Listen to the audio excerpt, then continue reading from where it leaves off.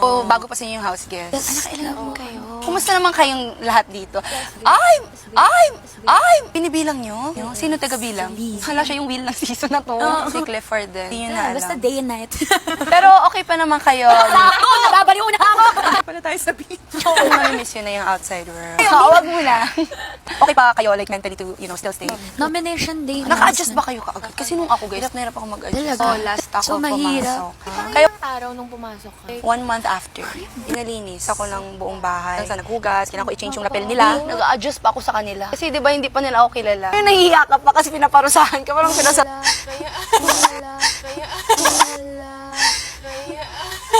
Ay, okay lang. Sila worried sila sa akin kasi may mundo na nga ako. Tapos, nagpusing-pusing pa ako sa mundo ko, mga ganun-ganun pa. Pero di ba hiya na ako? Kasi parang siyempre nakakahiya. Bago ako pa yung pinakamaraming pumasok na sila sa mundo ko kasi meron din sila mga violation. Mas mahirap yun kasi kailangan namin mag-move together. Yung parang sako kayo, tapos sabay-sabay kayong gagano. Tapos nung umalis na lahat, natira pa rin ako. Akala ko tapos na. Ewan ko kay Kuya! Ewan ko kay Kuya! Ewan ko kay Kuya!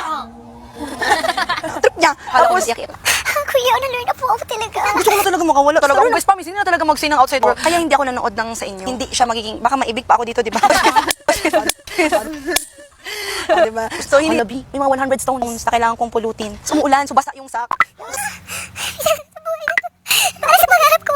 Para sobrang lala naman nun. Hindi ba malala punishment niya? So, ako din more than 10 kasi ang sakit nun sa akin yung paa kasi yung parang Compared yung sa pagod. punishment niya, Selda kami nun. Tapos, Realize ko kasi doon. Ito kasing bahay, may sarili siyang rules. For example, Together, citizen of the Philippines.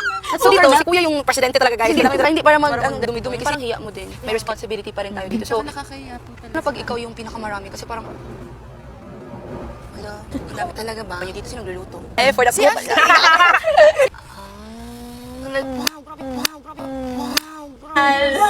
Kasi nasa... Pakin, wala tayong corny? Ay, hindi naman kayo nagugutom. Hindi pa kami nakakarating